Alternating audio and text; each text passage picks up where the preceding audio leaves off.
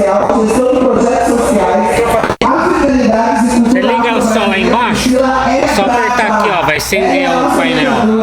Tá aberto aqui, tá? Muito obrigada, seja bem-vinda. Simbora, Fico Preta 2025. Pode ligar assim, eu abro também. Toma esse aqui, Black, deixa eu arrumar o microfone disso aí. Não, tem os dois, só deixa eu pegar aqui. Deixa eu entregar lá. Mas vou começar agora já, cara. Ei. Tá fechado. Só liga aí, cara. É só ligar embaixo, só ligar embaixo.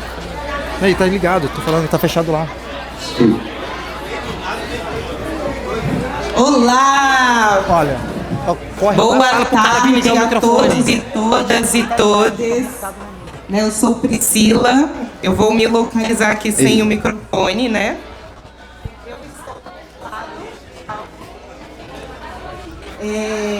Sou uma mulher negra, retinta.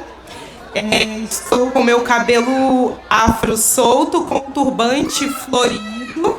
Estou usando um vestido vinho e uma bota preta. E estou muito feliz de estar aqui com vocês. Vamos começar, né? Essa roda de conversa, que vai ser um momento de muita troca. Então, convido vocês a ficarem super à vontade. A nossa mesa é sobre contos e reescritas, né? Com Heloísa Marcondes, Kátia Suzete, Fábio Martins e Paulo Borges. Eu vou fazer o convite e falar aqui um pouquinho sobre cada pessoa. Então, Heloísa Marcondes, seja bem-vinda. Pode chegar à mesa. Heloísa Marcondes Faria, Elô, é mãe, avó, militante e ativista do movimento social negro e de mulheres negras, nascida e criada no Morro dos Macacos, onde começou seu ativismo juntamente com sua mãe, Ana Marcondes Faria, que foi presidenta, né, da Associação de Moradores do Parque de Vila Isabel na década de 60. Participou da organização do primeiro encontro estadual de mulheres negras do estado do Rio de Janeiro e do primeiro encontro nacional de mulheres negras. Na década de 80, fundou o Conselho do Centro de Mulheres de Favela e Periferia. Também é empreendedora, sócia da livraria... Livraria Editora, né? Kitabo. Livraria Negra, que funciona em Vila Isabel. Seja bem-vinda, Elô.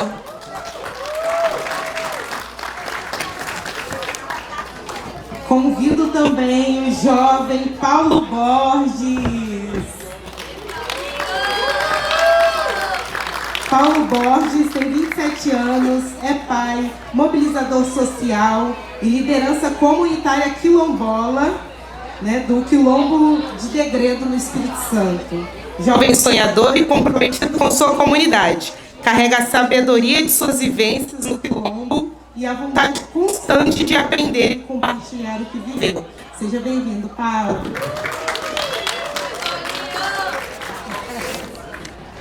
Convido também Kátia Suzete. Pode vir à mesa, Kátia. Seja bem-vinda.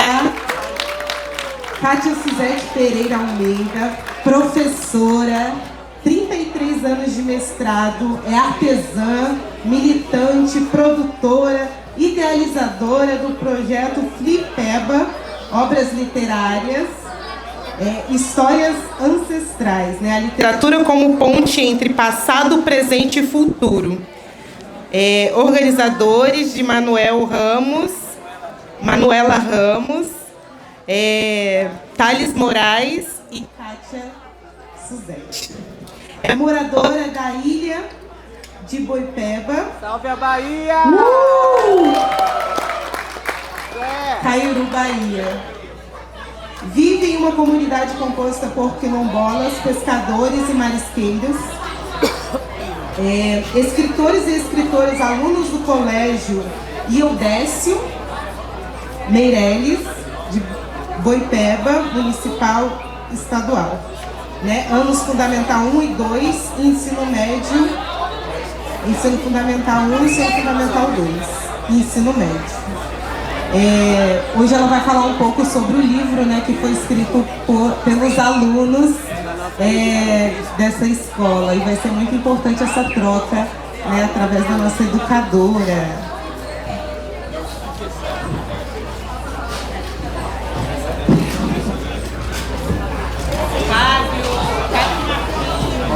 Seja bem-vindo, Fábio Martins.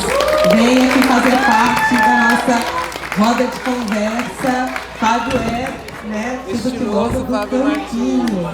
Fábio Martins, cineasta e músico, nascido no Quilombo do Campinho, da Independência, aqui de Paraty. Viva Quilombo do Campinho! Formado em cinema, integrou aos grupos de cinema independente, produzindo vídeos vinculados a movimentos sociais que denunciavam as remoções das famílias da zona portuária do Rio de Janeiro sobre a luta dos indígenas na aldeia Maracanã. Desenvolveu projetos de videoativismo em parceria com a Organização das Nações Unidas. Material finalizado distribuído para 160 países. E está aqui hoje para contar um pouco para a gente de todo esse projeto, né, que ele vem realizando. E assim, eu gostaria, né, de passar o microfone para vocês e fazer a pergunta de, né, quem é Elô, né, quem é Paulo, quem é Kátia, quem é Fábio e quais são suas raízes, de onde vem? Vamos lá? Boa noite a todas. Boa tarde. Boa tarde a todas, a todos, a todes. Queria agradecer aí a comissão, né, de organização aqui do Quilombo Campinho, a Flip Preta, né, que é importantíssimo. E a gente que trabalha com feira, organizações de feira de livro, a gente sabe como é difícil organizar um evento desse. E eu queria agradecer na pessoa aí do Fábio, enfim. Queria dizer também que eu tive aqui no Quilombo em 2009. 2009? Não foi na titularidade de 10 anos, então tem muito tempo, eu adorei ter voltado aqui, já tinha voltado outras vezes, mas foi muito bom. Meu nome é Heloísa Marcondes, eu sou avó, mãe, eu sou do movimento de mulheres, eu nasci numa associação de moradores, que a minha mãe era de associação de moradores de favela, isso na década de 60. E a partir daí a minha trajetória não teve mais jeito, que aí quando a gente começa do movimento social, vai para o movimento negro, vai para o movimento de mulheres negras, movimentos de mulheres negras de favela, e não tem mais parada, aí não tem mais saída. Você já foi picado pelo bichinho da consciência. E é isso. É essa daí que eu sou.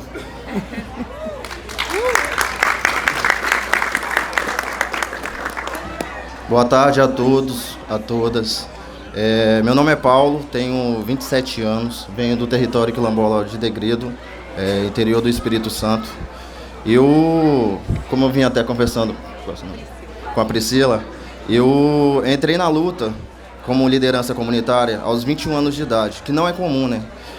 Hoje estar aqui é muito gratificante para mim, está sendo um aprendizado muito grande, porque aqui eu estou vendo o reflexo do que eu quero ser no futuro também. Eu quero levar para a minha comunidade um evento como a Flip, porque é nós falando por nós e para nós mesmos. E a Flip é isso. Eu queria primeiro agradecer você, Fábio, pelo convite, a MOC também, a Associação de Moradores aqui do Quilombo. Agradecer a Secult, que a gente veio através do edital de circulação da Secult no estado do Espírito Santo. E agradecer também toda a organização do evento, agradecer também a minha equipe que está aqui comigo, que eu não venho sozinho, eu tenho aqui a minha equipe de autores. E se eu estou aqui hoje é por eles também, porque somos nós dando voz a nós mesmos.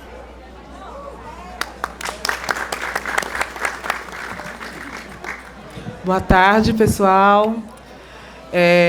Primeiramente, eu queria dizer que eu estou honrada por estar nessa casa, emocionada por conhecer tantas pessoas. Hoje tive a chance de estar com a ministra do Meio Ambiente também, mais ouvindo que falando, é claro, né, por uma pauta diferenciada, mas tudo aqui me proporcionou a momentos diferenciados em minha vida. Eu sou professora há 33 anos, como diz meus amigos, eu falo para todo mundo aposentada esse ano, mas professor é professor, não para nunca. E sou filha de militantes do movimento negro, então eu vejo essa criançada pequenininha correndo, empurrando a gente. Já fui essa um dia, mamãe...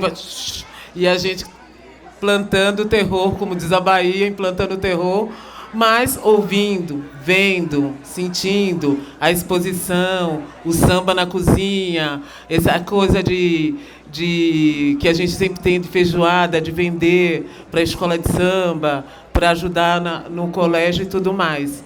Professora, sou militante, sou líder comunitária na Ilha de Boipeba, de onde a gente veio da Bahia, 2 dias para chegar aqui, a gente queria vir, queria estar aqui mesmo, e 2 dias para voltar, um trampo, mas todos convidados também para o nosso festival literário, em outubro, 9, 10 e 11 de outubro, a Flipeba, e hoje eu vim falar sobre o lançamento do nosso livro, que foi feito por autores e escritores da nossa escola pública municipal e estadual.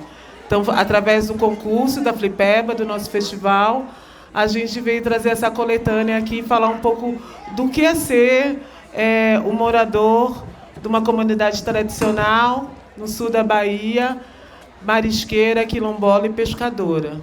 E eu não vim sozinha, eu vim com todo esse legado espiritual que nos acompanha, o axé. E eu vim com Manuela Ramos, que é a organizadora, aquela que faz assim com o dedinho ali, ó.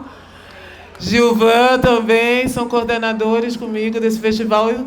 E tem mais uma galera que está por trás disso, mas as estrelas são estudantes com TDAH, com autismo, titulados como normais, né, como nós, mas eles estão falando sobre a realidade, sobre lendas, sobre histórias da nossa comunidade tradicional.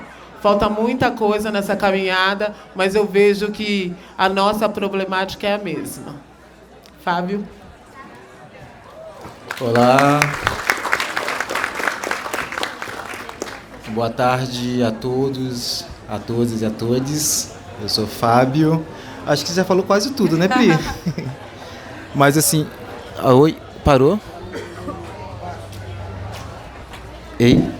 Antena. Ah, sim. Tem uma antena aqui, ó. Então,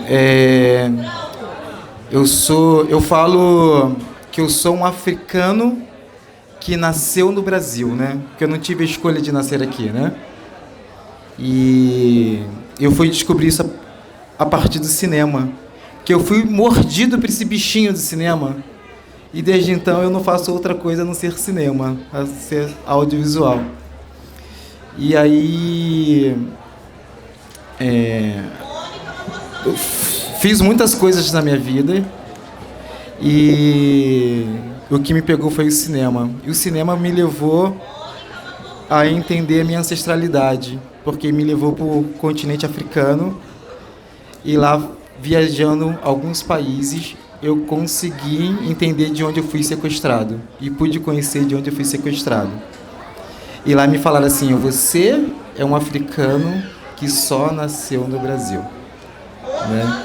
Mas que a gente vai poder falar um pouco disso ao decorrer da nossa troca. Muito obrigada.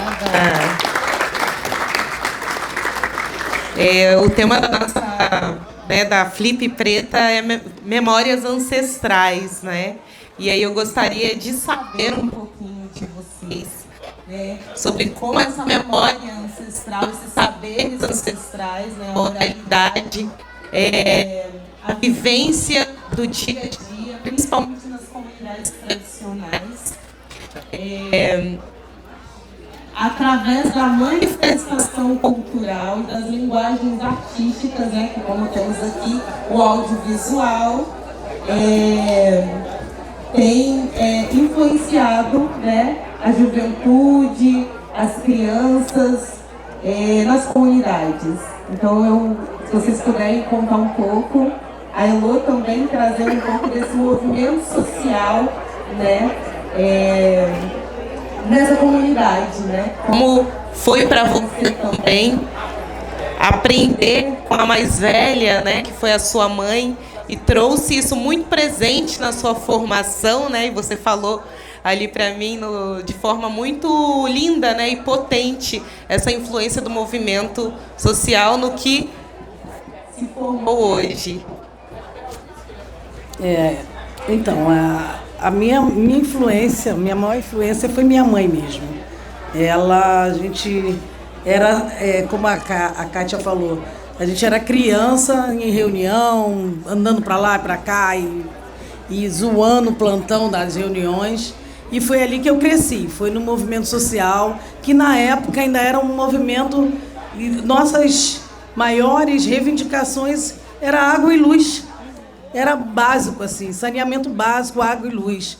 E nesse contexto que a gente vem crescendo, e a militância vem daqui, do movimento social, que vai passando para o movimento negro, e agora eu estou literalmente na militância literária, porque a gente abre a editora, a livraria, junto com Fernanda Felisberto, que é minha sócia, e a partir daí também começa uma novo ativismo, que é de literatura.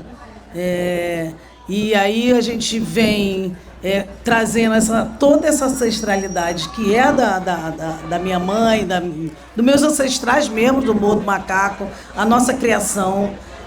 Os livros nunca fizeram parte do meu universo. Eu sou a terceira filha de uma família de 6, então não me lembro de ter acesso a livro, porque quando chegava as prioridades, o livro está aqui embaixo. Quando chegava no livro, não tinha mais dinheiro. Então, não me lembro, não tive acesso. Esse acesso à leitura, à literatura veio depois. E mais ainda, depois que a gente abre a Kitabo Livraria, a Livraria Negra, que muita gente pergunta, poxa, mas até livraria vocês querem botar negra, né? Livraria negra. E a gente rebate, porque precisa dessa livraria, né? A gente vai nas livrarias, grandes livrarias, as grandes editoras, e a gente não vê os livros dos autores e autoras negras. Eles estão até lá, mas estão assim na seção de antropologia, sociologia. E quando a gente faz essa livraria com só autores e autoras negras, com material para dar subsídio à Lei 10.639, que obriga a história da África, né, em todo o sistema de educação. Quando a gente coloca isso tudo junto, dá um impacto muito grande. As pessoas, quando chegam na livraria, já teve gente de chorar, de precisar de achar livros e não achava. Então, está vendo tudo num só lugar. E isso é uma livraria negra. A gente precisa, a gente tinha esse vácuo aí. E sempre eles falavam, mas não tem material, não tem autores. Tem muito autores de literatura infantil. A gente está ali com uma gama de livros para a literatura infanto-juvenil. Nós temos muito material para a educação antirracista, para ajudar nessa implementação dessa lei, que já tem mais de 10 anos e ainda não foi implementado. E muitos alegam que era falta de material, mas a gente tem. Então, essa militância vem através da onde eu vim, porque eu acho que quando a gente sabe de onde a gente veio, a gente torna tudo mais fácil de chegar. E a gente nunca aprendeu, né, nas escolas sobre os nossos heróis, né? Nunca ouvi falar de Zumbi na escola, de Teresa de Benguela, de Chico Reis, de Manuel Congo. A gente aprendeu com samba. Nas escolas de samba eu aprendi essa história. No jongo eu aprendi essa história, sabe? No maracatu a gente aprende, na capoeira, mas na escola. E isso é uma defasagem muito grande, né? Para as crianças, né, que precisam estar atento, estar sabendo quem é o Quilombo do Campinho. Agora, esse livro aqui do projeto está sendo publicado, né? São escrevivências que a gente precisa valorizar. E a Kitabo, ela tem uma prioridade, que são com os autores independentes. A gente tem mais autores independentes. Agora a gente está dando um pequeno passo para a edição, devagar, porque para editar livro também é difícil, tem que ter um investimento, mas a gente está conseguindo. A gente tem alguns livros que a gente editou na editora, nosso selo mesmo, e a gente vai devagar e vai entrando, né, conseguindo fazer essas publicações que são tanto importantes, que são as escrevivências da gente, né? Nada melhor do que a gente contar a nossa história, escrever, porque a gente já teve muito porta-voz aí por nós, né? Esses aqui são alguns livros. Yaya é o Mistério da Cabaça, que fala muito sobre o Cais do Valongo, aquela história ali da Pequena África, né? Que é de autoria da Mônica Lima, né? Deri Santana e Fernanda Felisberto.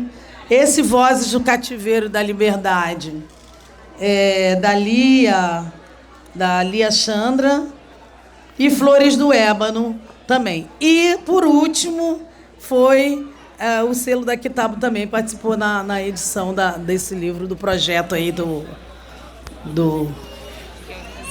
audiovisual do Negredo. E é isso, gente.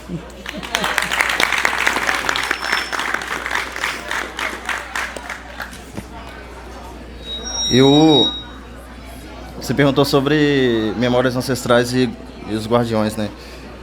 Na apresentação do livro que a gente fez na Muvuca na quinta-feira, eu fui perguntado sobre como é se sentir ser um guardião do notório saber. E a minha resposta foi a seguinte: o que eu estou trazendo, o que eu estou tentando mostrar também, que hoje o nosso coletivo aqui, como a maioria é jovem, como eu, nós não nos tratamos como guardiões do notório saber, porque os guardiões eles estão lá. Tem um aqui com a gente também, que é o nosso mestre Pedro. E hoje nós somos os transmissores do notório saber. Nós estamos aprendendo com eles e levando esse conhecimento que eles estão nos passando para frente, mostrando para o mundo o quanto que os territórios quilombolas têm de conhecimento. E a produção audiovisual ela é muito importante nisso, porque a gente consegue produzir isso em documentário, em vídeo e escrever também. Trazer isso em livro tem feito toda a diferença, porque é nós contando a nossa própria história.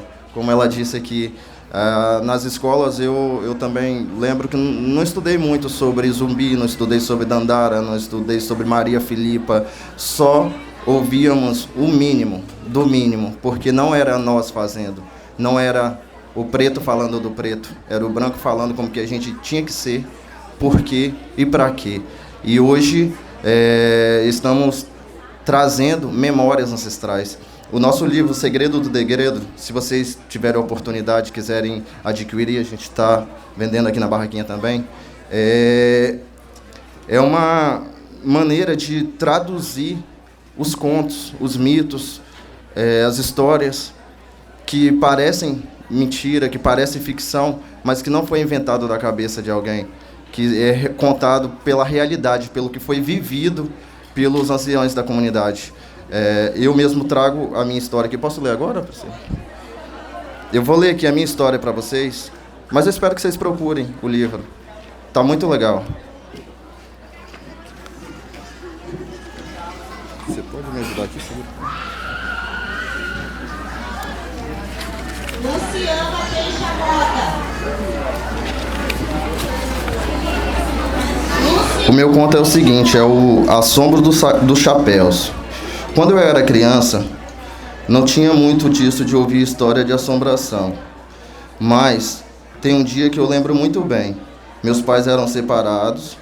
Meu pai, o Naitônio Pires do Santo, sempre ia lá em casa à noite, depois do serviço, de bicicleta. Não está aqui na história, mas ele sempre ia de bicicleta. E naquela época não tinha luz. Degredo foi ter luz a partir do projeto Luz para Todos em 2005. A luz chegou só em 2005, então era tudo na base da lamparina. Um dia meu pai chegou lá em casa todo assustado. Ele estava com os olhos arregalados, parecia que tinha visto o diabo. Aí ele contou que quando estava chegando lá em casa, a uns 300 metros de distância, olhou para o lado e viu vários chapéus flutuando no ar, parados, assim como se estivessem levitando. Quando ele olhou para aqueles chapéus, eles começaram a voar, indo na direção dele, correndo pelo ar. Ele estava de bicicleta e na hora acelerou as pedaladas, chegando em casa todo apavorado. O lugar onde os chapéus estavam, o pessoal dizia que era um ponto mal assombrado, cheio de histórias de assombrações, mas que ficou na minha cabeça quando eu era criança. Foi esse dia. Meu pai chegou lá em casa todo tremendo, contando que tinha visto vários chapéus flutuando. Até hoje me lembro disso como se fosse ontem.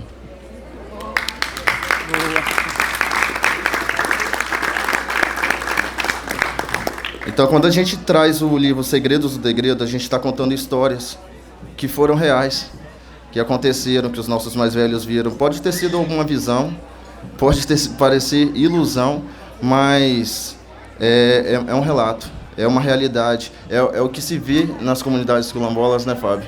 Porque a gente mexe muito com a natureza, nós vivemos a natureza, nós cultivamos a natureza, nós estamos dentro da natureza. Então, a gente acaba tendo uma sintonia muito maior com a natureza. E isso traz essas vivências que, teoricamente, quem vem da cidade, quem nasceu e cresceu na cidade, nunca vai ter e nunca vai poder presenciar. Legal, gostei dessa história. Bom, gente, para falar um pouco do processo do livro, nós moramos numa ilha chamada Ilha de Boipeba, né? A ilha é um lugar paradisíaco no sul da Bahia. É muito lindo mesmo, zero poluição, não passa carro, tudo na paleta. Quem for visitar já vai sabendo que vai caminhar bastante. E é um lugar protegido. Porém, por ser tão belo, a partir de 20 anos, a gente tem recebido muito turista. E é uma comunidade sensível. Então, o turismo é uma faca de dois gumes. Então, tem uma parte que traz dinheiro para a comunidade, mas tem uma parte que traz a bagaceira, como a gente fala. Então, agora já está chegando facções que a gente nunca soube, não são pessoas de nossa ilha. Está chegando muita coisa estranha. Então, inclusive, o movimento da Flipeba, do Festival Literário lá da ilha, nosso pensamento é de resistir, é de fortalecer os jovens para que não vendam as terras a custo de banana, para que tenham o pertencimento do território. E tem muitos autores que escrevem sobre as belezas da nossa ilha. Tem muita gente que faz livro de fotografia, faz uma literatura vasta da ilha. Mas o nosso povo preto, os nossos griots, eles têm a oralidade como caneta. E muitos não são alfabetizados também. Como professora, a gente entende a leitura do Brasil. E eles têm muitas histórias, mas elas não estavam registradas. Então, o projeto veio da produção literária, né, das histórias ancestrais da nossa ilha. Nós abrimos, enquanto Flipeba, um concurso literário ano passado, estimulando os jovens a escreverem as histórias. Então, podia ser as lendas que os pais contavam, podia ser uma crônica, podia ser para os menores, porque os autores são do ensino fundamental 1, terceiros, quartos e quintos anos. Tem alunos do ensino final do Fundamental 2, do 6º ano ao 9º, e tem aluno do ensino médio. Na ilha não existe escola particular. Então, o filho quilombola, o filho do pescador, o filho da marisqueira, o filho do gringo que está morando lá, de outro estado, o empresário, todo mundo estuda na mesma escola. Todo mundo vai de Havaiana. A galera não tem carro, não tem muita ostentação, então lá não dá nem roupa. A gente está um pouquinho assustado de tanta roupa aqui, que o frio aqui está pegando, né? Mas a gente é Havaiana, regatinha, onde estamos, a gente está congelando. Depois que o sol some, né? Mas lá é sol o ano inteiro, então é diferente o território, é outra realidade. Aqui nesse livro, eles contam as suas histórias, então é encantador. Quando o livro ficou pronto, a gente começou até a chorar. Parecia que tinha ganhando a loteria, porque as histórias... Aqui eu não vou sinalizar qual é o autor, mas eu tenho aluna dislexia, tenho dislexia, não consegue decorar uma letra. E tinha um problema de baixa estima, porque leva o aluno do Fundamental 1 a você não sabe escrever, né? Porque tem as malas, né? Você sabe escrever, você não sabe. Só que depois que essa escritora entrou aqui, ela é a escritora. Eu faço questão de falar, bom dia, escritora. E aí, pai de escritor, a gente chama, né, essa coisa de garantir esse pertencimento das histórias. Então, aqui tem a história do Beatatá, que para vocês é Boitatá. O que é lenda fora do nosso cenário estadual, lá é realidade, como a do chapéu. Tem lobisomem, Zé Macaco, que come copo de vidro, frango cru, e todo mundo viola que tá Nina, uma jovem de lá de Boipé, para garantir. Não vira lobisomem, homem? Eu sou toda assustada. Tá certo, Zé Macaco é pescador, amigo da família, mas eu fico assim. E aqui tem uma história do Beatatá, a bola de fogo, que a mãe conta e a criança recria. Aí tem também os poemas que estão já do ensino médio, já na retranca mesmo, falando do turismo, falando o que o turismo está trazendo para lá, que os pais pescadores não estão pescando, não estão trabalhando com o turismo, que a gente perde um pouco da identidade. Mas, diferente de muitos lugares, apesar de ter Eco-Resort também chegando, dos globais da família Roberto Marinho, querendo desmatar, acabar os campos de mangaba, construir em cima de mangue, não deixar garantias para a nossa comunidade e contratar trabalhadores de fora capacitados, que falam inglês e tudo mais. A proposta não é capacitar nossos jovens, é trazer de fora e implantar e desmatar, construir em área de mangue. Então, a gente está lutando mais de 10 anos com essa galera para mandar vazar, mas o ebó quer chegar, a gente vai tirar. A comunidade está segurando na retranca, porque o axé é forte, né? Tem dinheiro, tem multinacional, mas tem nós, a gente tem pé no chão. E o axé segura, né? É tua babá. E aí tem essas histórias legais, tem as construções, não é um livro de Harvard, mas é de Boipeba. E é um livro feito com muito amor e carinho. Como a gente é café pequeno, não sabíamos que teria tanta projeção. O livro na Flipeba foi trocado por alimento, né, não perecível. A gente trabalhou com o CRAS e conseguiu arrecadar muito alimento para famílias que estavam em risco na nossa comunidade. Então foi bem legal, a gente trouxe alguns aqui, está conversando com algumas pessoas, né, e distribuindo aí. E claro que se tiver pessoas que querem fazer doações, já tivemos 2 aí atrás, a gente tem mais 8 livros só. E no mais é isso, eu estou aqui também para contribuir, aberta a perguntas como professora. Eu sei que tem professores aqui, professoras, que sabem que não é fácil implementar essa lei que a Heloísa está falando, 10.639. Eu sou uma professora militante que tive problemas em 2024 de trabalhar histórias ancestrais dentro da minha escola. Que a coordenadora e a diretora de minha escola falou, tá pesado falar sobre Inhansã. Mas posso falar sobre Medusa, posso falar sobre o que é bicho feio, Medusa, vamos falar a verdade, né? cobra na cabeça, mitologia grega, posso falar sobre chinesa, mas a gente continua com dificuldade de trazer, apesar da BNCC, as habilidades que devem ser trabalhadas nos nossos alunos para fortalecer a educação nacional. A gente ainda tem um fake da educação.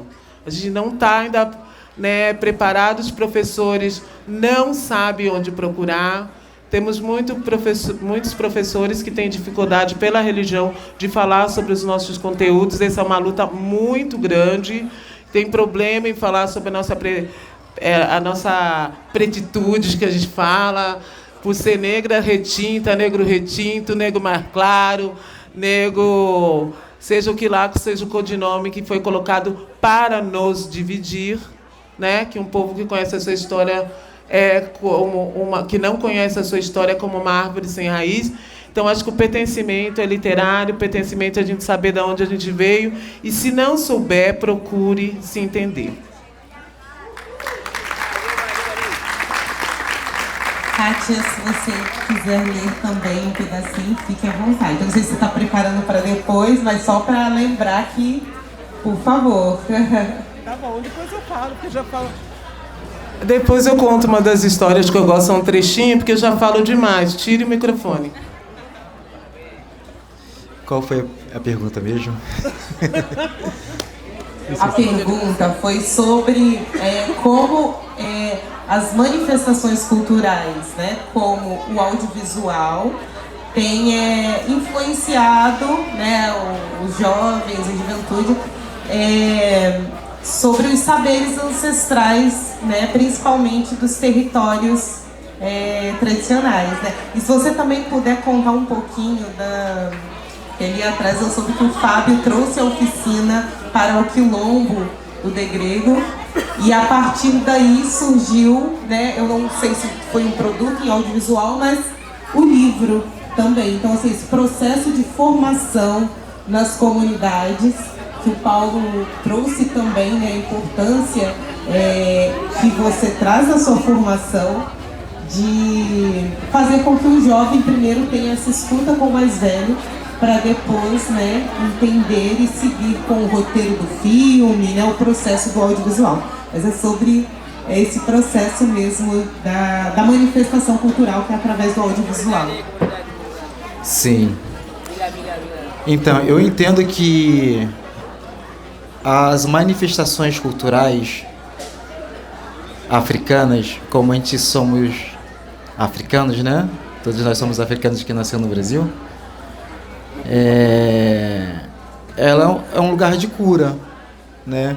Se a gente pega o jongo, se a gente pega o samba, se a gente pega o maracatu, se a gente pega o tambor de crioula, se a gente pega todas essas manifestações, ela é um lugar de cura, né? E a Felipe Preta também é um lugar de cura, né? E aí, quando eu entrei pro cinema, eu tive muita dificuldade. Só vou voltar só um pouquinho. Porque assim, eu nasci na roça, né? Nasci aqui no Quilombo do Campinho.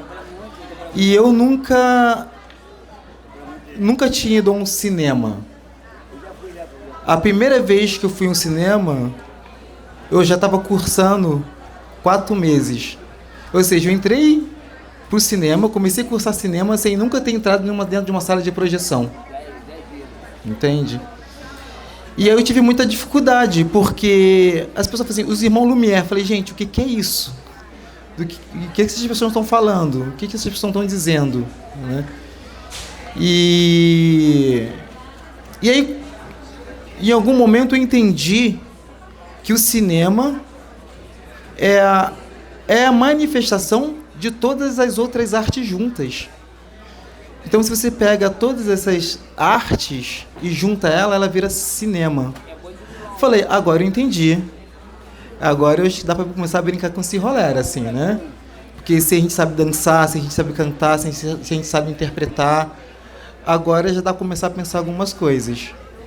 E aí, o cinema, para mim, ele está muito dentro desse lugar mesmo.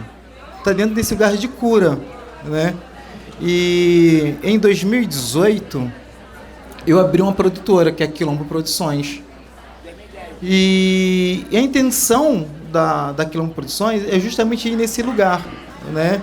de contar aquelas histórias que as pessoas não querem contar, né?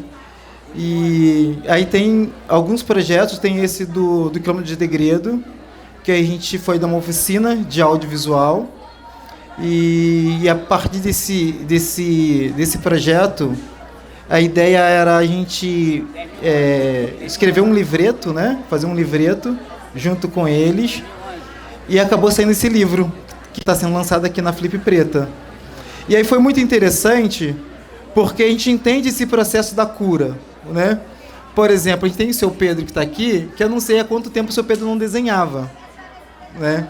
Então, quando o seu Pedro ele pega a caneta e o lápis, o pincel para desenhar, ele volta em muitos lugares dele, assim. Ele entra num lugar que eu chamo que são as lembranças que estão no nosso subconsciente. Eu vou abrir mais um parênteses aqui. Porque eu acredito que a gente tem 3 estados de consciência. Um que eu chamo de o ato consciente, o que você estava fazendo no sábado à tarde? Eu estava na Flip Preta. Tem um ato inconsciente que, para mim, está muito ligado ao nosso reflexo. Se eu estou andando de bicicleta, tem um buraco na minha frente, eu vou pisar no freio, eu vou desviar do buraco. Se falar, o que aconteceu porque você desviou desse buraco? Você fala, não, porque tinha um buraco na minha frente. E tem o subconsciente. Mas só que o ato consciente e o ato inconsciente, a gente consegue acessar e racionalizar de imediato. O subconsciente, a gente precisa de ferramentas. E aí que entra o cinema, e aí que entra a arte. Porque para poder acessar o nosso subconsciente, a gente precisa fazer manifestações. Então é por isso que o desenho é um desses lugares que leva a gente a racionalizar aquelas coisas que a gente sente, mas não sabe por que a gente está sentindo, né? Então o desenho ele pode trazer isso, né? A música ela pode trazer isso. E o cinema pode trazer isso. E por cinema ser a junção de todas essas artes, ele traz isso com muita potência, né? Então quando o seu Pedro começa a desenhar, ele começa a relembrar e trazer um tanto de outras coisas da infância dele, né? E aí esse livro que eles produziram, né, na verdade a gente só faz provocações, né? Foi muito nesse sentido de provocar esses nossos incômodos, né? E tentar traduzir isso, porque quando a gente consegue entender e racionalizar o que a gente está sentindo, isso começa um processo de autocura também, né? E então é isso, assim, eu acredito muito. Por isso que eu falo que foi mordido por esse bichinho de cinema e eu não sei fazer outra coisa, porque o cinema me cura, né? E o cinema também, ontem aqui na roda, né? A gente falou muito de roda, né? E o cinema também ele precisa de roda. Eu falo que o cinema o meu cinema, né? É da cultura revoltada, assim. E por que eu chamo da cultura revoltada? Porque toda vez que eu faço uma volta, e se a gente for pensar todas as manifestações africanas aqui no Brasil, tem roda, né? Vai rolar um roda de samba daqui a pouco, rolou a roda de jongo ontem, se você for no tambor de crioula, tudo tem a roda, tudo tem esse movimento da gira. Você vai no terreiro, tem um movimento da gira. Então, se eu faço uma volta, né? E em algum outro momento eu faço uma outra volta, eu estou fazendo uma revolta. Então, sempre vou passar no mesmo lugar, estando em outro lugar. Que é como se fosse uma espécie de espiral, assim, né?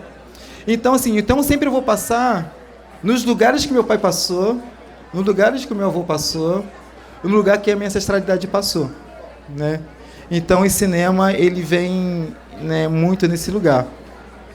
E a Quilombo, ela tem tido esse projeto de contar as nossas histórias para a nossa cura, né?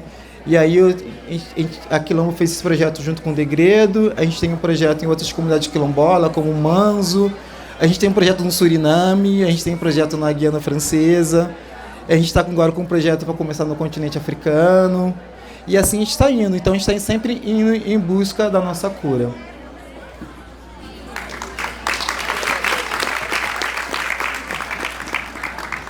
Muito bom. Olha, Nosso tempinho está correndo rápido. Eu vou fazer mais uma pergunta e aí depois a gente abre, né, para o público também, tá bom? Então, se vocês já quiserem pensar em perguntinhas, fiquem à vontade. Mas, bom, a pergunta é sobre de que forma, né, vocês são uma potência dentro dos seus territórios e já tem se mobilizado, feito muita coisa, né? 33 anos ali, por exemplo, na área da educação. Mas eu gostaria de saber de que forma, talvez, né, a gente olha para essas ações que estamos fazendo e de que forma podemos fortalecer ainda mais. Quais recursos, talvez, né? A gente precisa para fortalecer ainda mais os nossos jovens, né, e as nossas crianças, né? Nós estamos aqui como mediadores para os que estão vindo, né? Nós aprendemos com os mais velhos e somos mediadores para quem está chegando. Então, o que a gente precisa fortalecer hoje para que essa bagagem, né, que tem em nós venha firme nessa juventude que está vindo, né? Assim como você disse, você é uma grande liderança, é um jovem liderança do seu quilombo. E que bom que você está nesse movimento de luta, né? Porque é isso, o que nós fazemos hoje é ferramenta de luta para que a luta continue. Então, é essa a pergunta.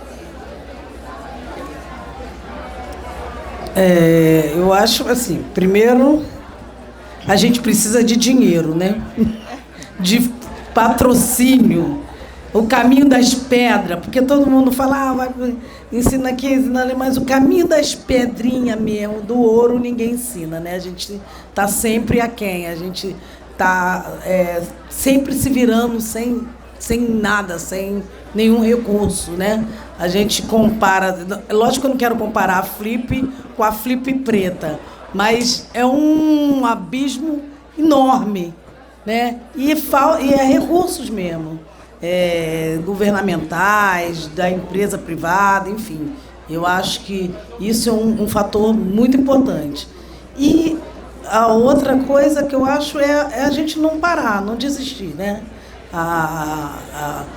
Por exemplo, lá no Morro do Macaco a gente tem... hoje eu não moro mais lá, moro no mesmo bairro, mas eu vou lá todo dia. Tem uma creche lá, tem um centro cultural que a gente está no comando. A gente tem que voltar para os lugares, a gente sabe de onde a gente veio, então a gente tem que voltar lá e ajudar e fortalecer o nosso território, da onde a gente veio, que é o que acontece comigo. Eu não paro, não dá para parar mais. Não tem mais essa opção. É sempre continuar, é sempre estar formando. Eu acho que a formação, trabalhar com criança, né? Como a gente trabalha lá, muita coisa a Kitabo faz de contação de história, sem recurso mesmo, mas a gente está lá. É a certeza de que está investindo nessa geração nova agora. Por exemplo, a Kitabo Livraria, todo evento que a gente participa, que a Kitabo é uma livraria itinerante. A gente literalmente bota as caixas de livro na cabeça, nas costas e vem para os eventos. A gente vem para cá, a gente vai em Salvador, a gente vai para o interior do Rio todo. A gente trabalha nessa militância literária. E o que eu queria dizer é o seguinte, que o que a gente mais vende, né, é a literatura infanto-juvenil, que é muito legal. Acho muito bom ser a literatura infanto-juvenil, porque a gente sabe que é sinal que o futuro vai ser de leitores, né? As crianças, né? E estão lendo nossa história, histórias verdadeiras, histórias que são escritas por nós.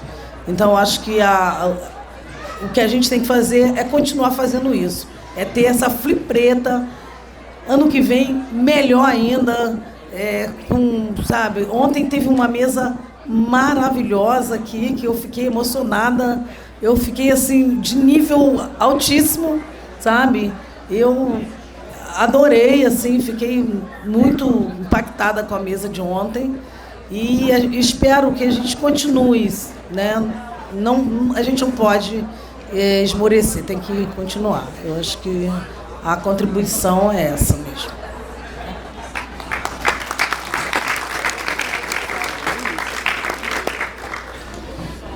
Lá dentro do meu território, como eu disse, eu comecei cedo, porque eu até falei com vocês também no camarim, que todos os quilombos nós temos uma coisa em comum, que é nós vivemos no nosso canto, mas não queremos que mexemos com a gente, porque só sente a quentura do fogo quem está no fundo da panela.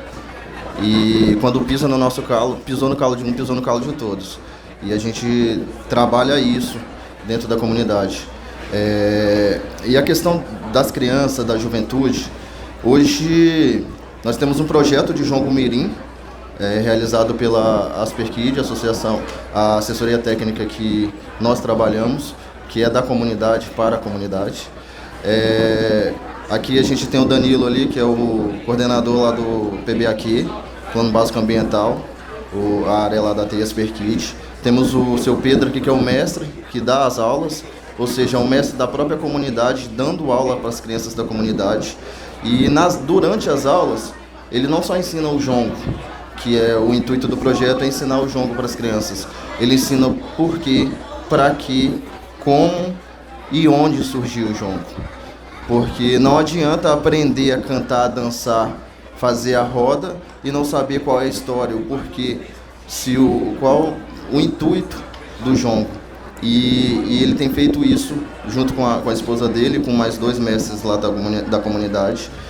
E a gente também tem buscado outras formas, né, Fábio? Como foi o projeto junto com a Quilombo. A nossa coordenadora geral, ela também é quilombola. Hoje a assessoria técnica que a gente trabalha, 60% dos funcionários são quilombolas, são pessoas de dentro do território. E alguns deles estão aqui também. São juventudes também, que hoje são lideranças. Cada tronco tem a sua liderança, que está lá dentro da assessoria. Nós somos a representatividade da comunidade e a gente tem pregado isso dentro da assessoria também, de que é importante dar voz à juventude também, porque se a gente aprende, a gente tem que passar, expressar o que estamos aprendendo. Os mais velhos, eles são muito importantes nesse processo, porque como tem professores, professoras com 30, 40 anos de carreira, os nossos mestres, eles têm 70, 80 anos de carreira. Uma vez foi contratada na auditoria, lá que auditava nosso trabalho na assessoria, uma chamada profissional que era como especialista em território quilombola, mulher formada na universidade. Aí, quando ela chegou no território, nós perguntamos, ela tinha 24 anos, a mesma idade que eu tinha. Perguntei, quantos anos de experiência você tem? Ela tem 1 mês de experiência. Era uma especialista em território quilombola. Eu falei até no momento da reunião, eu falei, cara, especialista em território quilombola sou eu. Eu tenho 24 anos de quilombola. Eu nasci e cresci em quilombo. Não tenho uma formação, não tenho. Não tive oportunidade para ter uma formação, mas o que eu aprendi na vivência dentro do território é muito mais do que esse mês que ela tem de experiência.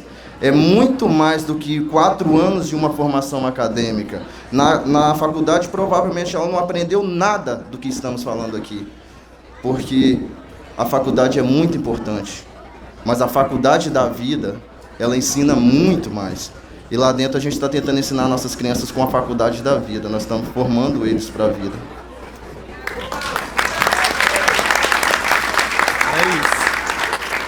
É sobre isso. A minha experiência é muito voltada para o território da educação mesmo. O meu chão é sala de aula. Sou filha de professora também. E as experiências são muito parecidas também. A gente acaba vivendo quase as mesmas situações. Eu me encanto quando escuto falar, eu estou fazendo cinema, mas eu nunca tinha ido no cinema. Eu fiquei projetando essa ideia na minha cabeça. Aí, quando, no dia a dia da sala de aula, a gente vem com esse... Eu trabalho em escola pública, né? Me aposentei na escola pública. Então, a gente vem com um processo engessado via Brasília, né? Ministério da Educação. Passamos pela pandemia. A gente viu o caos que foi da educação nacional com essas aulas remotas. Eu tenho certeza que o Brasil inteiro viu o que foi isso. Viu que nossos filhos não aprenderam, que os nossos alunos não aprenderam, mas empurramos, mas passamos. Os jovens ficam desacreditados, eles mesmos falam. Não aprendi, meu filho tem 19 anos, meu filho pediu para repetir de ano. Eu falei, mãe, não vou passar, não entendi nada, não aprendi nada. Mas tem gente que quer empurrar essa coisa da educação. Então, as experiências que eu trago são experiências do pé no chão, né, de trazer para a escola as experiências que nós temos em casa. Porque eu cresci com a cura da íngua, com a reza no fogão de lenha. Minha avó rezava a íngua. Eu cresci aprendendo que se você pôr uma porção de alimento no prato, tu vai comer, não vai jogar fora. Então, seja pouco ou seja muito, a gente come. E se chegar um amigo, uma amiga e até um estranho, se tiver com fome, vai comer. A gente vai dividir aquele feijãozinho ali em 5, em 6, seja o que for. Então, é um aprendizado familiar da nossa cultura afro-brasileira. O nosso povo africano não deixa ninguém na mão. Então, dentro da sala de aula, tenho 30 alunos e uma melancia, esquema umbutu. Todo mundo come um pedacinho. Não dá para comer sozinha aquele alimento. Em relação à educação, é a mesma coisa. Eu vou trabalhar dentro da sala de aula não só para esse aluno, essa aluna. É trabalhar como indivíduo, não é um gado novo. Cada aluno necessita de um alimento diferente. Cada criança necessita de uma perspectiva diferente. Eu não sou boa de matemática, mas eu sempre fui boa de humanas, ciências, português. Até hoje eu não sou boa de matemática. Então, infelizmente, a gente tinha uma linguagem na década de 80. A Elo eu a conheci no movimento de mulheres. Umas leoas, eu no tempo era gatinha, miau. Eu não conseguia nem falar muito, porque elas eram demais. Gueledés, Fantineiros, elas eram, mas eu assim, no alimento que elas tinham que passar. Na ilha, a gente tem os griots, os contadores de 100 anos, 102, 103, 90 e tanto. E sempre fala, não, pare. Não dá para ser ex-militante. A gente estava tendo essa discussão. Não dá para ser ex-professora. Lá eu continuo sendo professora catita. E lá, como tem muito respeito, não tem negócio de aluno tacando pedra, chegando professor, porque é pequena a comunidade, problemas de educação eu vou na casa, eu sempre fui. Ah, tá mal educado, eu vou na tua casa, seja no quilombo, seja não sei aonde, na esquina, então eles já ficam com os olhos desse tamanho, né? Eu falo, ela vai em casa, porque os pais chegam junto.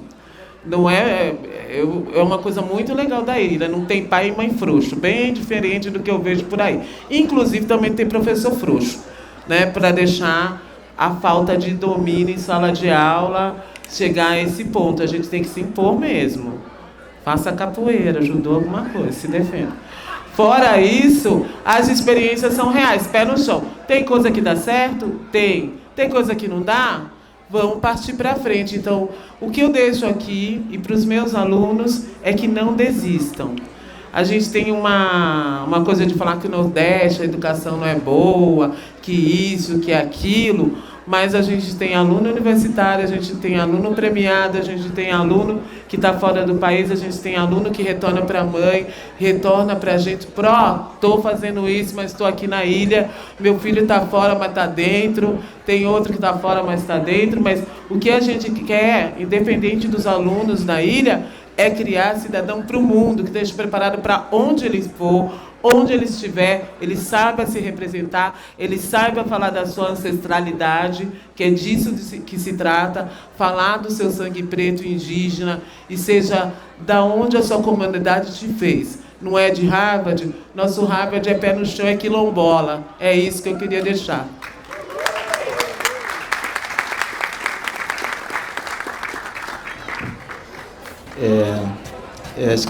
É isso, né? A criança, ela é o nosso futuro, né? Eu acho que... Acho não, né? A gente tem que se voltar muito para a criança, assim, né? Nossos adolescentes, alguns aborrecentes, né? E... Porque eu fui uma figura que alguém acreditou em mim, entende? Quando eu falei para vocês lá, quando eu entrei no cinema, eu lembro que a gente tinha feito uma ocupação no Rio de Janeiro, no INCRA. E aí, como todo moleque de roça é muito curioso numa cidade, eu saí andando, parei em frente à Praça 15 ali no Rio de Janeiro e tinha uma parafernália montada, assim. Eu falei, o que está acontecendo aqui? O cara, estão fazendo uma gravação de um cinema, de um filme. Eu falei, filme? Até pra mim o filme era assim, era isso. Você pegava uma câmera e tava tudo certo, não precisava de uma parafernália, né? E eu falei, olha que... Aí fiquei ali alguns minutos, e aí eu fui andando em sentido CCBB, porque minha ideia era chegar no CCBB, e aí eu vi a escola de cinema Darcy Ribeiro. Falei, olha que interessante, eu vou entrar. E tava tendo uma aula inaugural do Rio Guerra e Walter Lima Júnior. E aí eu fiquei. E tudo aquilo foi me encantando. E aí, quando terminou a aula, eu fui conhecer o prédio da Darcy e passei pela secretaria. E alguém falou assim, diretora? Eu falei, nossa, ela é diretora, eu vou conversar com ela. Porque para mim, para estudar na escola é pedir para diretora, né? Eu cheguei lá, falei, diretora, eu quero estudar aqui. Aí eu falei para ela, eu sou do Quilombo do Campinho, sou de lá de Paraty, não sei o que, blá blá blá. E aí eu falei, como que eu faço? E aí ela, muito sem jeito, falou, ó, tem que pagar. Eu falei, tem que pagar para estudar aqui nessa escola? Ela, tem que pagar. E aí eu falei, quanto? Aí falaram o preço. Falei, não. Aí eu murchei assim, né? Aí eu falei, ó, mas se o Darcy fosse vivo, ele deixaria eu estudar nessa escola. Aí... Se o Darcy estivesse vivo, ele deixava eu estudar nessa escola. E aí eu falei, tem pelo menos 50% de bolsa? Ele falou, tem. E eu falei, então tá, beleza. Tem direito a 100%? Eu falei, ó, primeiro você vê os 50% e depois a gente resolve os 100%. E aí, na época, a gente não tinha internet aqui no Quilombo. E aí o pai de um amigo era dono de uma lan house na cidade. E aí o que eu fiz? Eu peguei todas as provas que tinham sido aplicadas anteriormente na Darcy Ribeiro e comecei a estudar. Pesquisar e estudar. Passei 6 meses, fui lá, fiz a prova e passei. E aí, quando eu passei, falei, ó, passei, e aí, o que eu preciso fazer? Falei, ó, você precisa fazer alguma contrapartida. E aí eu precisaria escolher algum curso. Eu escolhi o curso de montagem para ser assistente da professora, porque precisava arrumar os computadores e tal. E aí eu perguntei para a professora, eu falei, professora, você quer alguma ajuda para organizar aqui os materiais no computadores? Assim? Falou, quero. Eu falei, assina aqui para mim. E ela assinou. Eu cheguei na secretaria e apresentei. Esse aqui é os meus outros 50%. E assim eu comecei a estudar cinema, né, na Darcy Ribeiro. E foi isso, assim, né? Não só eu, mas eu tenho um outro grande cineasta, que é uma figura que a gente estudou junto, que me inspira muito, que é o Takuman Kuikuro, assim, né? Que é um grande cineasta. E é isso. Então, assim, eu vi que naquele momento eu falei assim, cara, eu vou deixar esse menino, vai que, né? E, sei lá, 1 ano depois eu estava fazendo filme sobre porque isso já era 2011, então o Rio estava com se preparando para Olimpíadas e Copa do Mundo, com várias remoções da casa ali, simplesmente ali ali na Praça Mauá, naquela região ali, né, do Caso Valongo. E eu comecei a fazer vários filmes relacionados a isso. E um dos filmes foi premiado, assim, né? A gente conseguiu o meu primeiro prêmio. Foi o meu primeiro filme e o meu primeiro prêmio, assim. E ali eu falei, eu acho que leva o jeito de passar a parada. E hoje a gente tem um curso de cinema aqui no Quilombo. É um curso que a gente está trabalhando com a juventude, a nossa adolescência, que hoje já tem pessoas mais velhas, que a gente vai contar a nossa história a partir das telas, a partir das imagens. Então tá rolando várias pesquisas pelo território. Então, às vezes, assim, eu vejo que assim, eu fui na casa do mestre Tuca. E aí chega lá no Tuca, começar a perguntar porque eles estão querendo encontrar um personagem, entende? Fiquei sabendo do tio Leandro, quem era o tio Leandro? Eu fiquei sabendo da tia Zaquina, quem era a tia Zaquina.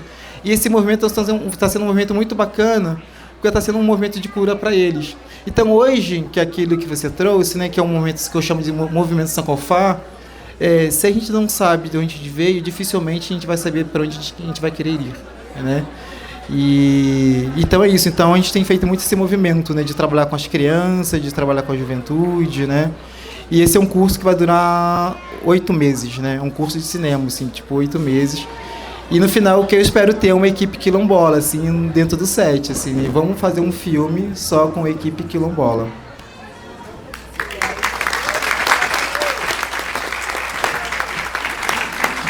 Bom, eu vou abrir para perguntas. Alguém gostaria de fazer pergunta? Vamos.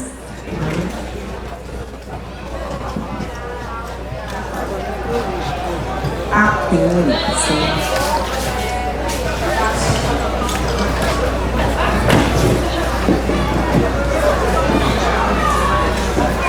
Boa tarde para todos. Eu sou Emídio, né? Eu venho de uma comunidade remanescente quilombola de Minas Gerais, de Resende Costa, uma pequena comunidade. Quando eu vim aqui no Campinho, que é uma comunidade muito grande, eu vi a minha assim, bem pequenininha. Mas é uma comunidade diferente, né?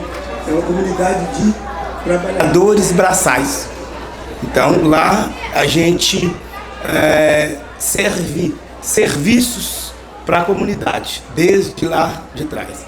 Mas a minha pergunta é a seguinte: como é que vocês, já acostumados com isso, tudo que vocês comentaram aí, como é que vocês fazem com a política?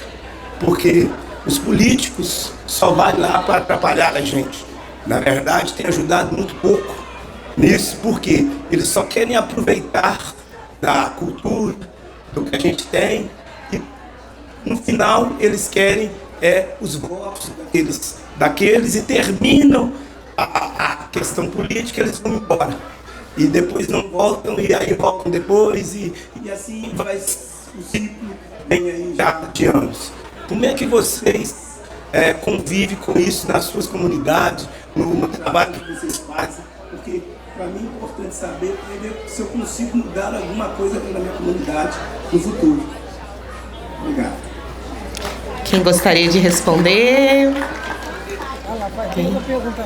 Então, isso. Já vamos...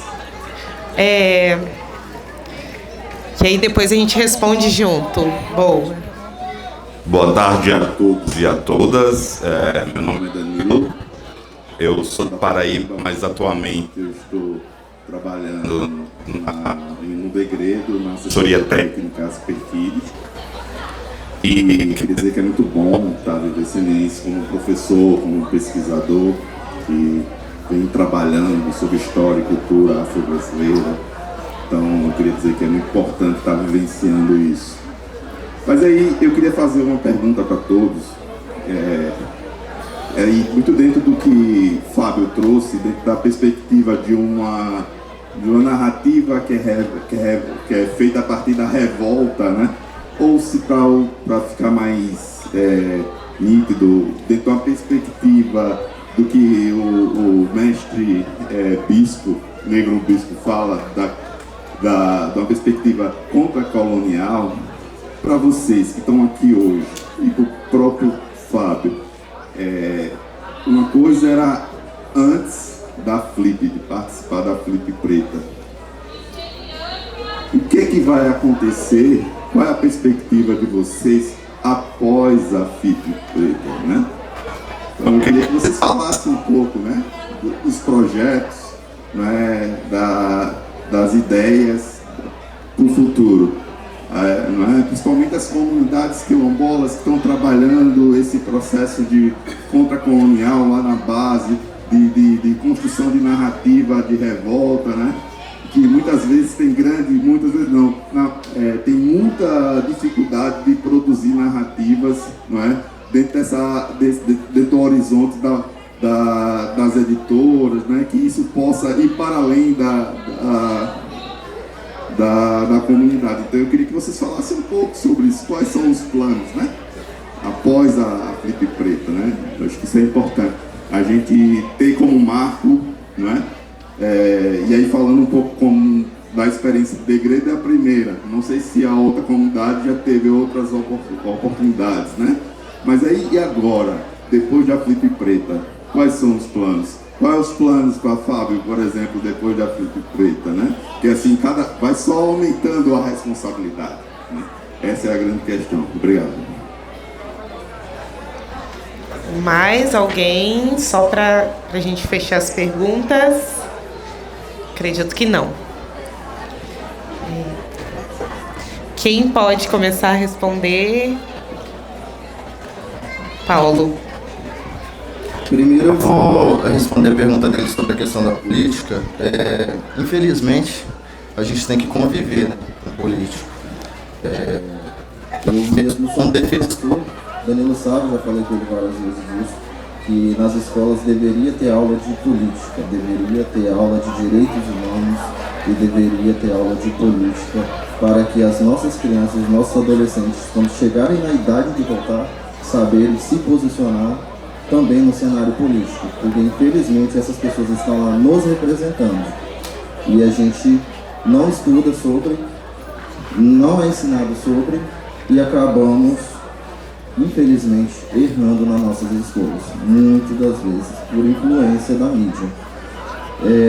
Dentro da minha comunidade mesmo, a gente tem um exemplo grande, que temos um vereador que mora na comunidade hoje, que foi para a comunidade só para benefício próprio e que desvaloriza o trabalho da nossa assessoria, desvaloriza o trabalho da nossa associação, que não colabora em nada, não quer ajudar em nada, só critica e, cara, a gente deixa de lado. A gente busca outras pessoas, a gente busca os vereadores, os prefeitos, os deputados, não sei o que seja, que tem um ideal parecido com o que a gente, que defende o que a gente defende também. Porque ficar brigando com esse pessoal não vai adiantar nada. Só vai dar argumento para eles dizerem que não somos educados, que não somos qualificados para estar onde estamos. Então a gente mostra que a gente é melhor. Mostra que é melhor fazendo, não falando. E fazer é fácil. Fazer é difícil, falar é muito fácil. Falar até papagaio falando. E esses políticos, eles só falam e muito. E sobre a pergunta do Danilo, eu estou aqui representando hoje o território do Degredo, como meus amigos ali também estão. E como eu falei no início, eu agradeço muito a organização aqui. Desde que eu cheguei, nós chegamos aqui na quinta-feira, vimos abrir um horizonte para nós.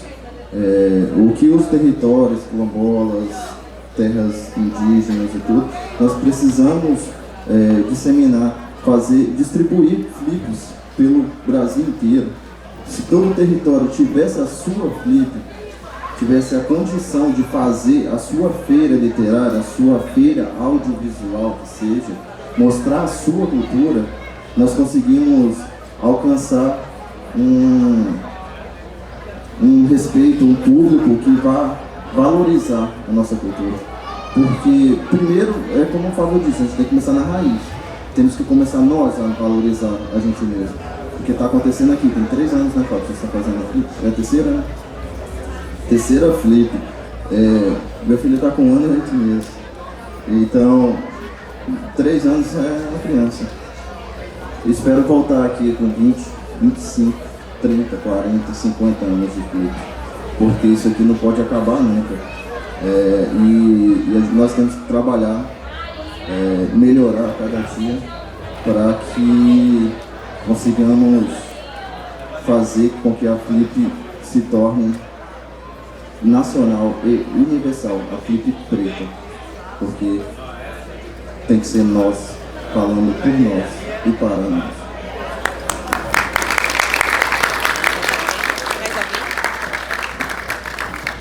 Mais alguém aqui gostaria de responder? Acho que eu vou começar a responder o Danilo, né? A Flip preta, na verdade, ela é uma culminância, né, de tudo que a gente vem fazendo no nosso território. Então, e a gente entende que a Flip preta, ela... Porque leitura, a gente não faz só de letras e números, né? Leitura a gente faz da vida.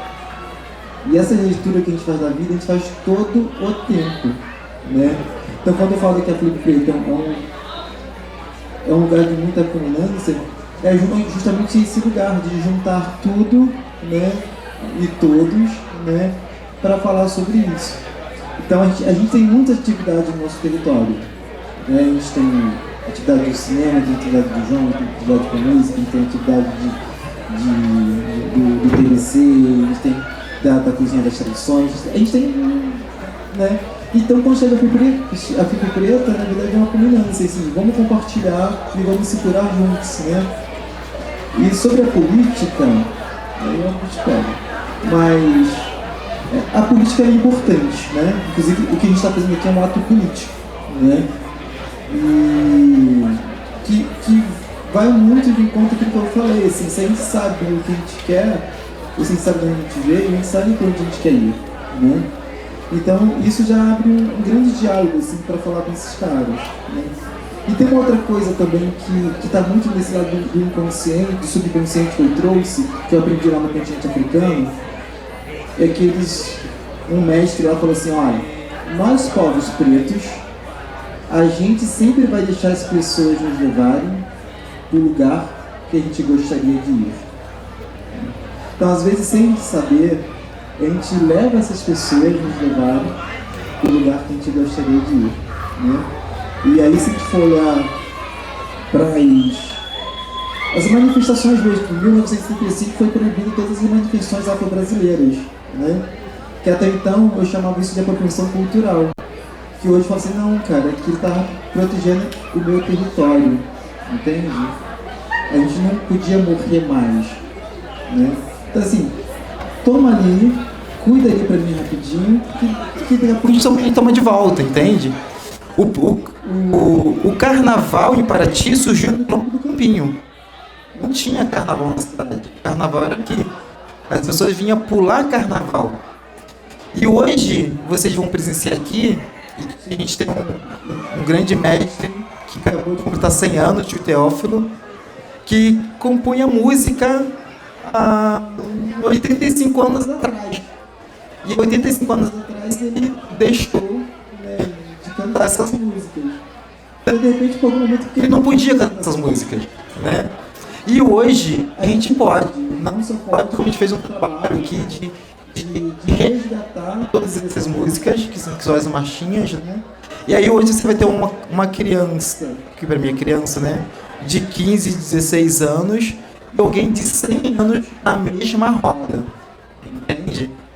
Então acho que esse é o movimento, né? Esse é o nosso movimento político, entende?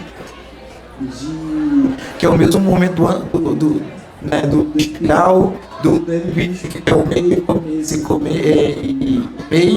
começo, né? E eu acho que é isso, assim, que está sempre nesse lugar, né? de fazer esse movimento de levar as pessoas de lugar para o lugar que a gente gostaria de ir.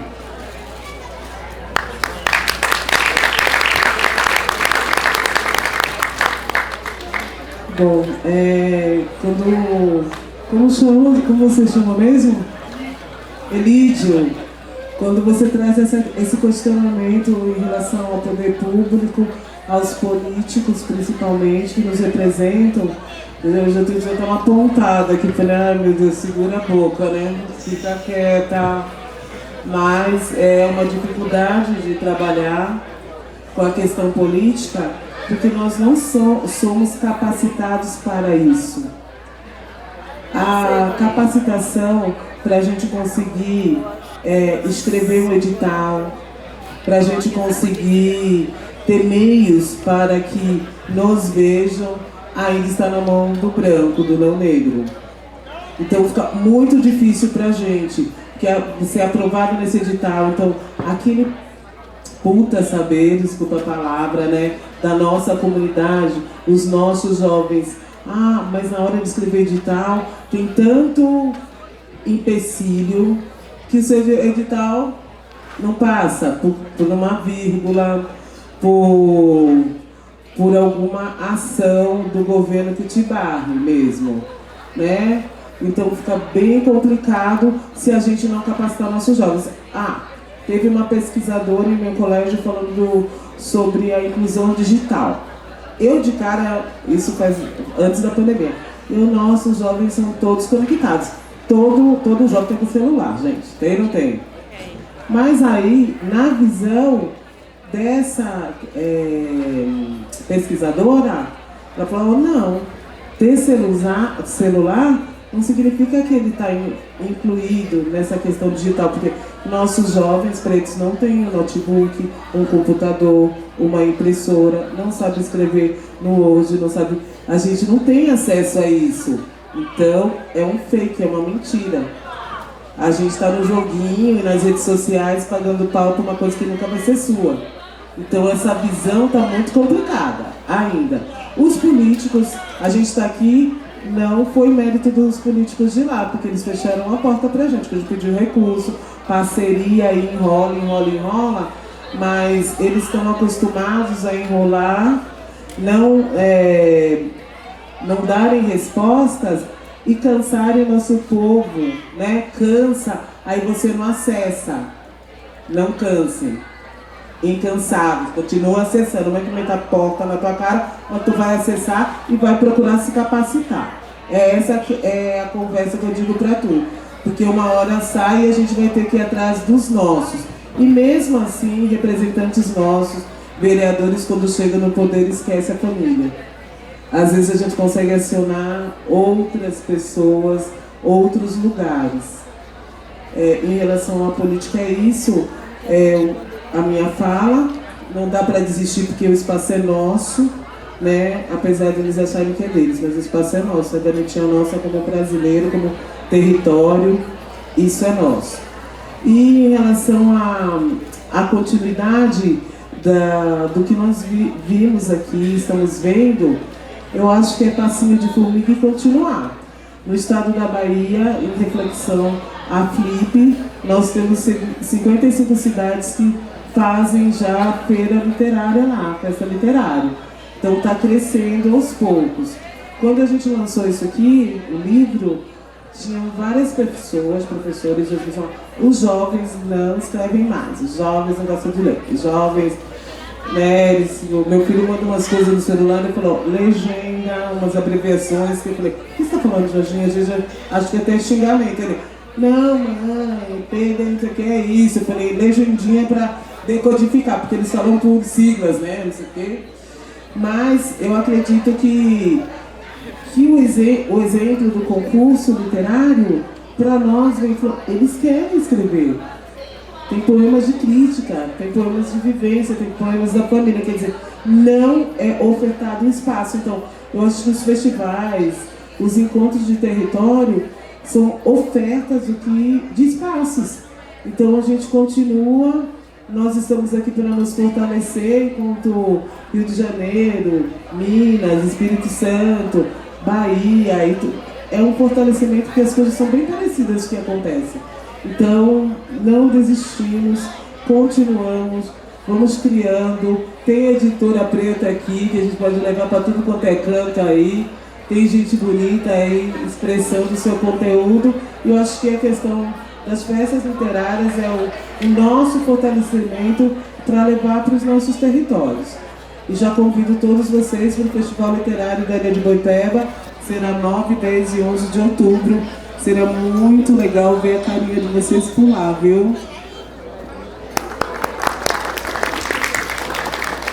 Bom, eu acho que agora eu vou fazer só uma passada aqui de microfone para agradecimentos.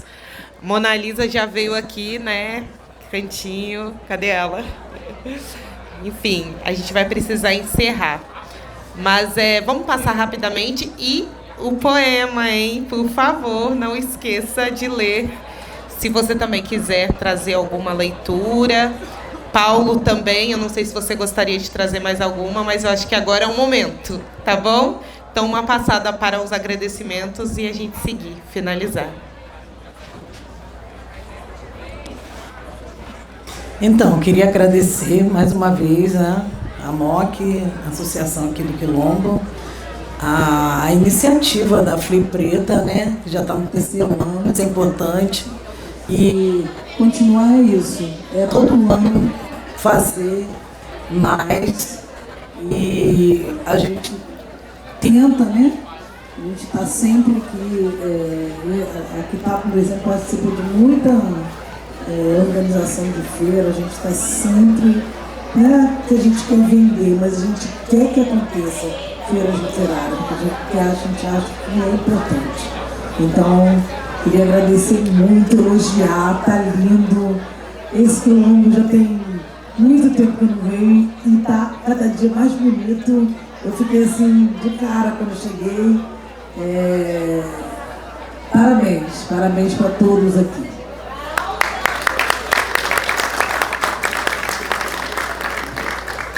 Eu queria agradecer também a MOC, a Associação dos Moradores aqui do Quilombo do Campinho. Agradecer a toda a produção, a equipe da Flip Preta que está organizando esse evento que está muito bom, muito bonito. Agradecer também a toda a minha equipe que está aqui. Estamos aqui representados pelos aqueles três ali hoje também. Os outros estão na pousada ali. Agradecer a Dona Tina da pousada, que nos recebeu de braços abertos. Fomos recebidos pela comunidade de braços abertos. Estamos aqui nos sentindo em casa. Nunca estivemos fora de casa, se sentindo tão em casa como estamos aqui, tá, Fábio? Agradeço também a Secult, porque foi através da Secult que a gente conseguiu o recurso para vir para a Flip Preta, através do edital de circulação e intercâmbios. Queria agradecer a todos os presentes, todos os ouvintes, dizer que estamos muito gratos por tudo o que está acontecendo, por estar vivendo. Quero agradecer a senhora também por ter produzido nosso livro, toda a equipe da Quilombo que caprichou com o nosso trabalho. Agradecer também a hospitalidade do pessoal do restaurante. Eu só tenho a agradecer.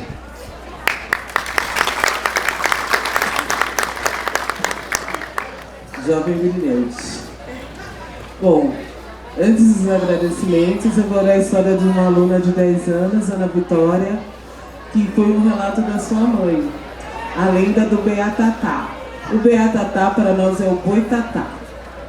E ela conta uma história que a mãe viveu.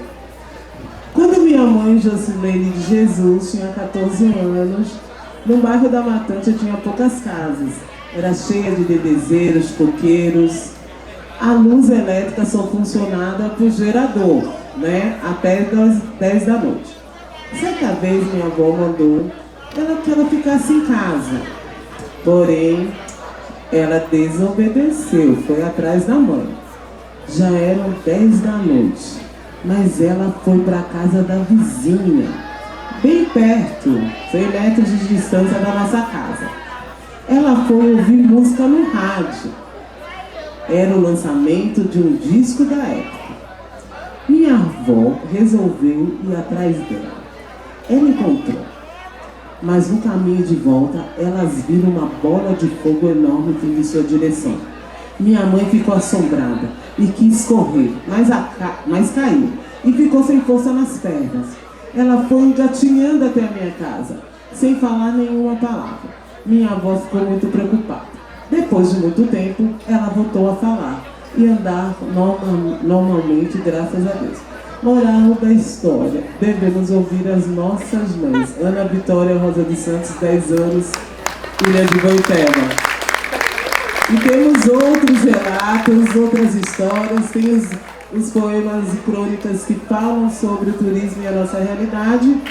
Queria agradecer a todos aqui por estarem com a gente, agradecer a articulação de territórios, né, daqui da Mata Atlântica, que nos trouxe Paulo, Léo, que eu não sei onde está, vejo ele passando para lá e para cá, Mona, que fizeram um grande esforço para trazer a gente para cá, 2 dias de viagem para estar aqui.